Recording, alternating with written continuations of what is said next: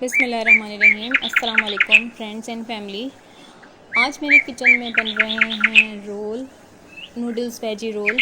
बहुत टेस्टी, बहुत क्रिस्पी, बहुत क्रंची मिनी रोल मैंने बनाए। मैंने सोचा आपके साथ शेयर करूं। बहुत अच्छे बने थे, सबको बहुत पसंद आए और खाने में बहुत लाइट से थे। आइए रेसिपी स्टार्ट करते हैं। सबसे पहले मैंने एक पैन में 2 टेबलस्पून ऑयल डाला। उसके बाद उसमें हमने तकरीबन 2 कप के करीब बारीक कटी हुई बंद गोभी ऐड कर दी। उसके साथ साथ 1 कप के करीब गाजर ऐड की, उसमें जूलियन कट लंबी लंबी काट लें। और गाजर के साथ साथ हमने शिमला मिर्च ऐड कर दी बारीक कटी हुई, जूलियन कट। 2 मिनट के लिए इसको चमचा चलाया। ज़्यादा इसको फ्राई नहीं करना, वरना ये सब्ज़ी अपना क्रंचीनेस खो देंगी और पानी छोड़ने लग जाएंगी। हस्बे ज़ायका नमक डाला,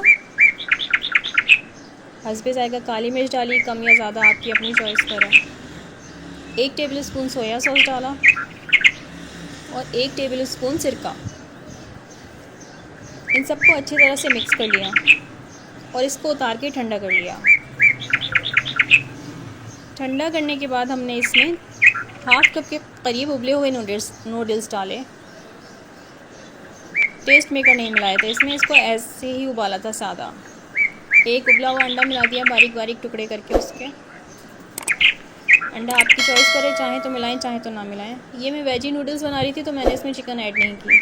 चिकन को इतनी ख़ास पसंद भी नहीं की जाती मेरे घर में।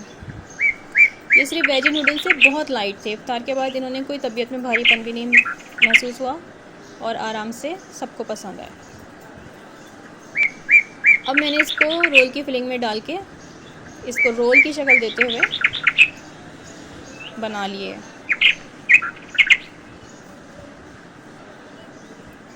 ये मैं मिनी रोल बना रही हूँ तो मैंने छोटी वाली शीट्स ली थी रोल की। इफ्तार में माशाल्लाह सारी चीज़ें होती हैं तो बड़े बड़े रोल्स जो हैं वो पसंद नहीं किए जाते और खाए भी नहीं जाते।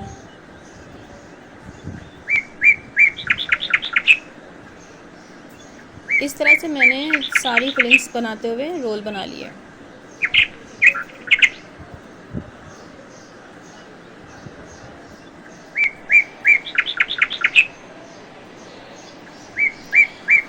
आप भी इसी तरह ही रोल में रख रख के फिलिंग्स को इस तरह रोल की शक्ल दे लिएगा। थोड़ा सा आटा लगा के उसको बंद कर दिया ताकि वो आपस में अच्छी तरह से जुड़ जाएं।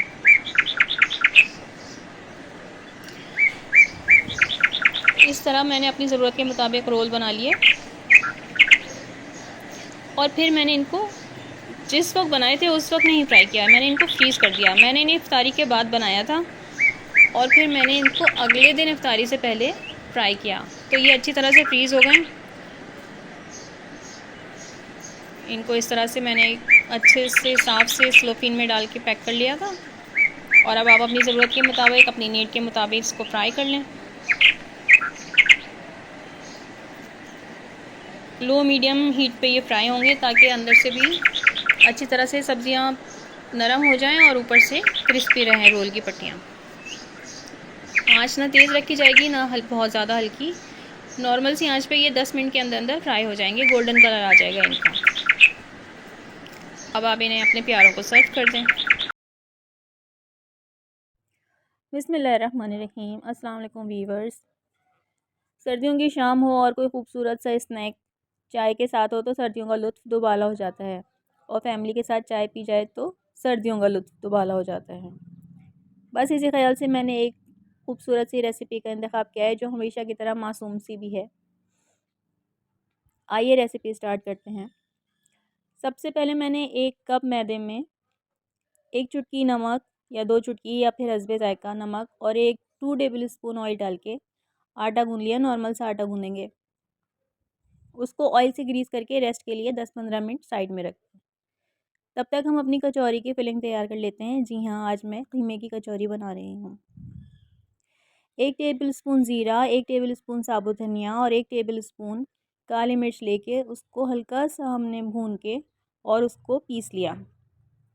अब 2 टेबल स्पून ऑयल डाला और उसमें 1 चम्मच नमक और 1 चुटकी हल्दी डाल के कीमा ऐड कर दिया। कीमा बीफ का था तो मैं पहले ही उबाल चुकी हूँ। अब जो हमने मसाला पीसा था खुश्क मसाला वो इसमें ऐड कर दिया, हस्बे ज़ायक़ा नमक मिला के। 1 बड़ी प्याज बारीक चॉप और 1 हरी मिर्च बारीक चॉप डाल के इसको ठंडा करने के लिए रख देंगे। अच्छी तरह मिक्स करके एक साइड में रख दें और अब हम एक रोटी बना लेते हैं। नॉर्मल सा पेड़ा लेके नॉर्मल सी रोटी बनाई, इस तरह से बड़ा कर लेंगे। रोटी को बेल के अच्छी तरह से अब हम इस पे ऑयल लगाएंगे। ऑयल लगाएं या घी लगाएं आपकी अपनी मर्ज़ी है, लेकिन चारों तरफ से लगा लें। कोई सा भी किनारा छोड़ना नहीं चाहिए। अच्छी तरह से ऑयल लगा के इसके ऊपर आटा डस्ट कर लें। आप चाहें तो छलनी की मदद से कर लें, चाहें तो हाथ की मदद से आटा अच्छी तरीके से फैला लें। जितनी ज़्यादा आपकी आटा और ऑयल अच्छी तरह से लगाएंगे उतनी ही ज़्यादा लेयर्स अच्छी आएंगी। खूब अच्छी तरीके से आटा और ऑयल लगा के अब इस तरीके से एक साइड को अंदर की जानिब फोल्ड कर दें। इसके ऊपर भी ऑयल और आटा अप्लाई करें। ये सारा प्रोसेस लेयरिंग के लिए बहुत ज़रूरी है। अब सेकंड फोल्डिंग करें इस तरह से, इसके ऊपर भी आटा और ऑयल लगा दें। आटा और ऑयल लगाने में कंजूसी नहीं कीजिएगा, वरना कचौरियाँ खूबसूरत नहीं बनेंगी। आप डबल फोल्डिंग करते हुए इसको थोड़ा सा हाथों की मदद से स्ट्रेच करें। ये सारा काम हल्के हाथों से होगा।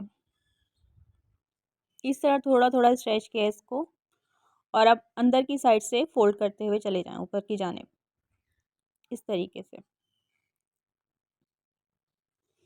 इसको फोल्ड करते हुए ऊपर ले आएं और इसके एजेस पे थोड़ा सा पानी लगा दें ताकि ये आराम से बंद हो जाए।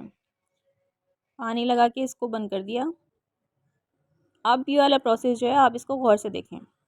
इसको हम बीच में से काटेंगे, छुरी की मदद से भी काट सकते हैं या फिर किसी कटर की मदद से भी काट सकते हैं, मगर मुझे ये तरीका बहुत ज़्यादा आसान लगता है। इससे शेप ख़राब नहीं होती।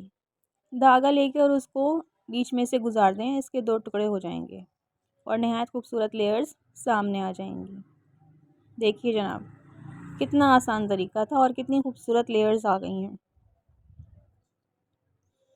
एक पेड़े में हमारी 2 कचौरियाँ बनके तैयार हो गई हैं और 1 कप आटे में यानी कि 250 ग्राम मैदे में 6 कचौरियाँ बनके तैयार हो जाएंगी। ये आपको मैं सही मेजरमेंट बता रही हूँ। अब इसको हल्के हाथों से थोड़ा सा और बड़ा कर लें। थोड़ा सा बेल के इसको थोड़ा सा और बड़ा कर लें। ज़्यादा बड़ा नहीं करना वरना आटा फट जाएगा और लेयर्स ख़राब हो जाएंगी। नॉर्मल सी कचौरी के साइज़ में इसको बड़ा करके इसमें फिलिंग रख दें। ज़्यादा दबाना नहीं है।